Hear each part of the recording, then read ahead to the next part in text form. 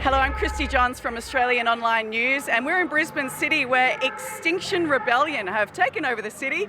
They're doing a slow cycle from South Bank through to King George Square, past Queensland Parliament, demanding action on climate change. And here they come. Of billions of people and complete social collapse if we do nothing to address the crisis. They're calling for a citizens' assembly, and their aim this morning has been to disrupt peak hour traffic. It's quite a small group of about 50 or 60. They've come from South Bank past Queensland Parliament. As you can see, they're followed by emergency services who are making sure the situation is as safe as possible. Now let's take a listen to what they're saying. Okay, so Hannah, what's happening today? Why are you doing this?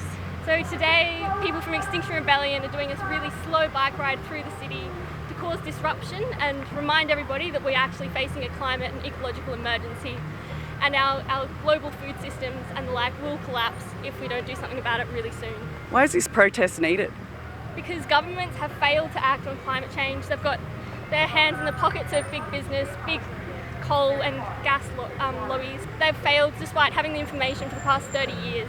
And it's time for people to really push the change we need, because otherwise it's not going to happen.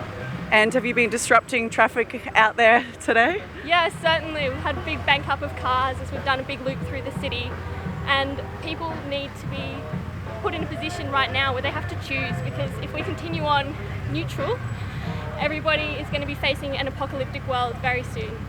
So what do you want from governments in the short term to ensure that future that you're after? Extinction Rebellion is asking that governments hand over power for a citizens' assembly to create binding approaches to how we deal with this climate crisis. So that's regular people having all the information that experts have had for years and coming to a decision about how we can create a future where people aren't going to be dying of starvation or water loss or all the other number of catastrophes that will occur if we don't act now.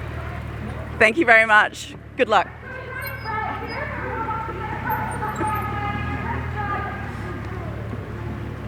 People may be slightly inconvenienced today, but mass ecological breakdown, loss of food systems, loss of water security is a hugely greater inconvenience. Is it a good way of getting people on board though? Obviously there's going to be a lot of frustrated people at the same time.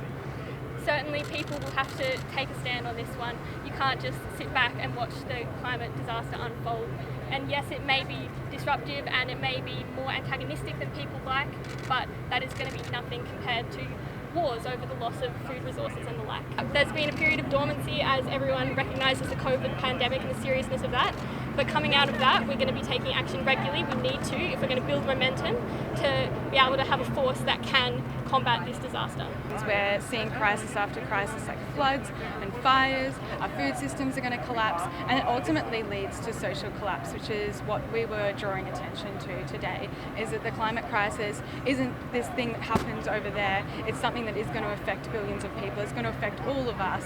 I mean, all of Australia's coastline is going to be underwater by the end of this century. It makes me feel terrified because there's not going to be any permanent ice in the Arctic by the time I'm 26 years old.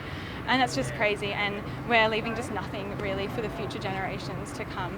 I'm scared about my future, let alone the children that are being born today.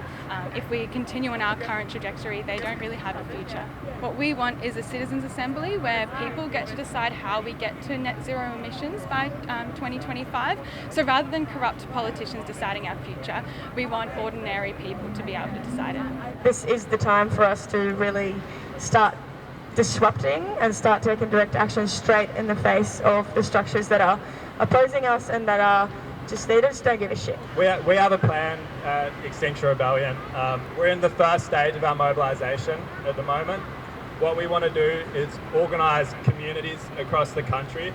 We want to leave the CBD because you can ride past a bunch of suits at 7:30 in the morning, but most of them don't give a fuck. You know, they're just going to go about their days to work. They've got too much skin in the game, they make too much money, they're not going to stop what they're doing, they're not going to tell the truth, they're not going to act with urgency. So what we're going to do is we're going to go out to all the communities, we're going to go out to every suburb we can, and we're going to start mobilising people, we're going to start telling people the truth, we're going to get people to take action, we're going to show them how to take direct action, and then at an undetermined date yet, we're going to come to the city and we're going to lock it down for a week. We're going to lock it down for 2 weeks. We're not going to leave. We're going to go sit on the middle of a road. We're not going to get off until we're either dragged away or our demands are met. We're going to do that in Brisbane. People are going to do that in Sydney. People are going to do that in Perth. People are going to do that in Melbourne. People are going to do it all over the country. And then we're going to come together and we're going to shut down. We're going to shut down one city. We're going to shut down Sydney or Canberra, and we're going to do that for as long as we can. And we're going to do the same thing. We're going to sit on roads.